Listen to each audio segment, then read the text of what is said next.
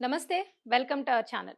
హత్యల, ఆత్మహత్యల కామారెడ్డి పోలీసుల మృతి కేసులో విడుతున్న మిస్టరీ.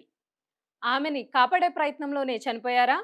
ఒక్కసారిగా తెలంగాణ పోలీస్ డిపార్ట్మెంట్ ఉలిక్కిపడింది. పోలీసు శాఖలోనే పనిచేసే ముగ్గురు వ్యక్తులు ఒకేసారి అనుమానాస్పదంగా చనిపోవడం అందరినీ ఆందోళనలో పడేసింది. ఓ ఎస్ఐ, ఓ మహిళా కానిస్టేబుల్, మరో యువకుడు కామారెడ్డి జిల్లాలో ఓ చెరువులో శవాలై కనిపించారు.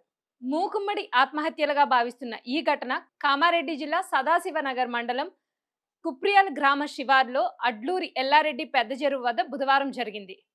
తెలంగాణ రాష్ట్రం కామారెడ్డి జిల్లా బిక్కనూరు ఎస్ఐ సాయి కుమార్, బీబీపేట్ పోలీస్ స్టేషన్లో పనిచేస్తున్న కానిస్టేబుల్ శృతి, బీబీపేట్ సహకార సంఘంలో ఆపరేటర్గా పనిచేస్తున్న నిఖిల్ అనే యువకుడు ఒకేసారి అదృశ్యమైన ఘటన కలకలం సృష్టించింది. సదాశివనగర్ మండలం అడ్లూరి ఎల్లారెడ్డి పెద్ద చెరువు ఒడ్డున వారి వస్తువులు కనిపించడంతో పోలీసులు చెరువులో బుధవారం రాత్రి గాలింపు చర్యలు చేపట్టారు. అర్ధరాత్రి సమయానికి కానిస్టేబుల్ శృతి, కంప్యూటర్ ఆపరేటర్ నిఖిల్ మృతదేహాలు చెరువులో లభ్యమయ్యాయి. అనంతరం గురువారం ఉదయం ఎస్ఐ సాయి కుమార్ మృతదేహం సైతం లభ్యమైంది.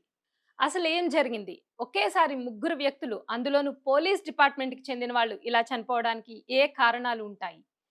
ఈ ముగ్గురు మరణాలు ఒకే చోట జరగడం కూడా ఎన్నో అనుమానాలను రేకెత్తిస్తుంది. కామారెడ్డి జిల్లా కేంద్రానికి సమీపంలోని 44వ నంబర్ జాతీయ రహదారిపై అడ్లూరి ఎల్లారెడ్డి చెరువు సమీపంలో కానిస్టేబుల్ శృతి, నిఖిల్ ఫోన్లతో పాటు ఎస్ఐ కారు లభ్యం కావడం, చెరువు వద్ద చెప్పులు ఉండడంతో ఆత్మహత్య చేసుకున్నట్టు పోలీసు అధికారులు అనుమానించారు.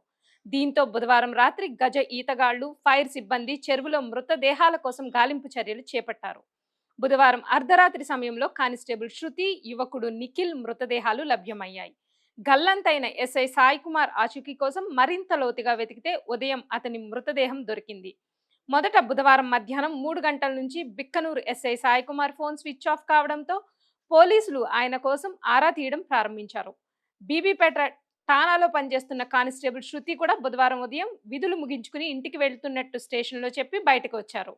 మరోపక్క మధ్యాహ్నమైన తమ కుమార్తె ఇంటికి రాకపోవడంతో కానిస్టేబుల్ శృతి తల్లిదండ్రులు బీబీపేట పోలీసులకు సమాచారం ఇచ్చారు. అయితే ఆమె పోలీస్ స్టేషన్ నుంచి ఎప్పుడో వెళ్లిపోయినట్లు పోలీసులు సమాచారం ఇవ్వడంతో ఆందోళనకు గురైన శృతి తల్లిదండ్రులు వెంటనే అధికారులను సంప్రదించారు. ఆమె ఫోన్ సిగ్నల్ ఆధారంగా సదాశివనగర్ మండలం అడ్లూరి ఎల్లారెడ్డి చెరువు వద్ద ఉన్నట్టు పోలీసులు గుర్తించారు. అధికారులంతా హుటాహుటీన అక్కడికి చేరుకున్నారు. బుధవారం రాత్రి 11 గంటల సమయంలో చెరువు దగ్గర కానిస్టేబుల్ శృతి, నిఖిల్ మొబైల్ ఫోన్లు కనిపించాయి.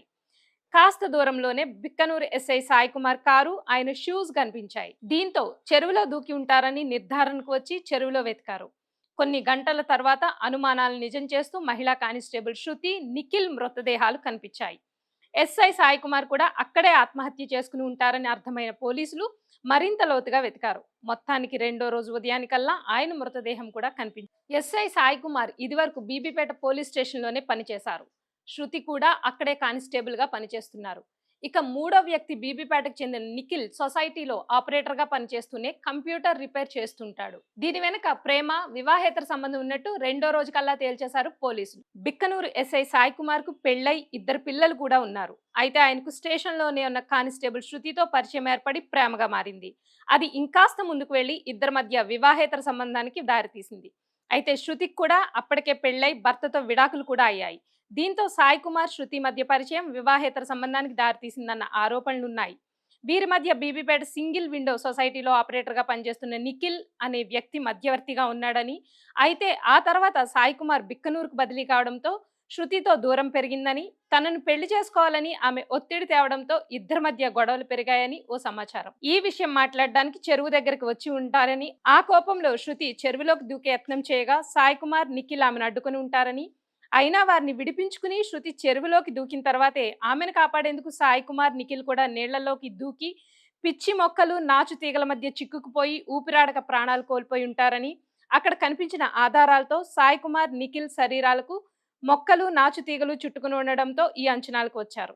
అయితే మరొక పక్క శృతి ముఖంపై గాయాలున్నాయని, సాయి కుమార్, నిఖిల్ కలిసి ఆమెను హత్య చేసి ఉంటారని శృతి ఇంట్లో వాళ్ళు అంటున్నారు. పోలీస్ ఉద్యోగం చేస్తూ ధైర్యంగా ఉండాల్సిన వారు ఇలా ఆత్మహత్యలు చేసుకోవడం, అది కూడా ఇలా అక్రమ సంబంధాలు, ప్రేమ వ్యవహారాల్లో గొడవలు పడుతూ ఇలాంటి నిర్ణయాలు తీసుకోవడం పోలీస్ డిపార్ట్మెంట్లో విషాదాన్ని నింపుతోంది. ఈ కేసును ఛేదించేందుకు ఎల్లారెడ్డి డీఎస్పీ శ్రీనివాస్ రెడ్డి ఆధ్వర్యంలో సదాశివనగర్ సిఐ సంతోష్, ఎస్ఐ రంజిత్లతో కూడిన ప్రత్యేక బృందాన్ని ఏర్పాటు చేశారు. కేసులో ఉన్న ముగ్గురు చనిపోవడంతో వాళ్ల cell phone data, WhatsApp chattings లో సమాచారం ఏమైనా ఉందో లేదో చూస్తూనే అలాగే ఈ ముగ్గురు బంధువులు, స్నేహితులను కూడా విచారించబోతున్నారు. ఈ కేసులో ముగ్గురి పోస్ట్ మార్టం రిపోర్టులతో ఇంకాస్త స్పష్టత రావచ్చేమో అని చూస్తున్నారు పోలీసులు. ఎస్ఐ సాయి కుమార్ భార్య వాంగ్మూలం కీలకంగా మారనుంది. ఈవేళ ఎస్ఐ సాయి కుమార్ స్వగ్రామం మెదక్ జిల్లా కొల్చారంకు దర్యాప్తు బృందం వెళ్లి సమాచారాన్ని సేకరించింది. బిక్కనూరు, కామారెడ్డి, బీబీపేట, అడ్లూర్, ఎల్లారెడ్డి చెరువు సమీపంలోని హోటల్లో సీసీ ఫుటేజీలను కూడా సేకరించారు. వారి ఆత్మహత్యకు కారణాలేంటి, ప్రేమ వ్యవహారమా లేక వివాహేతర సంబంధమా అనే కోణంలో పోలీసులు దర్యాప్తు ముమ్మరం చేశారు. ఈ ముగ్గురి మరణానికి గల కారణాన్ని త్వరలోనే వెల్లడిస్తామని జిల్లా ఎస్పీ సింధు శర్మ చెబుతున్నారు. ఈ ముగ్గురివి హత్యలా, ఆత్మహత్యలా? అంతా అనుకున్నట్టు కారణం నిజంగా వివాహేతర సంబంధమేనా, లేదంటే ఎవరైనా వేసిన ప్లాన్లో ఈ ముగ్గురు చిక్కుకుని ఉంటారా?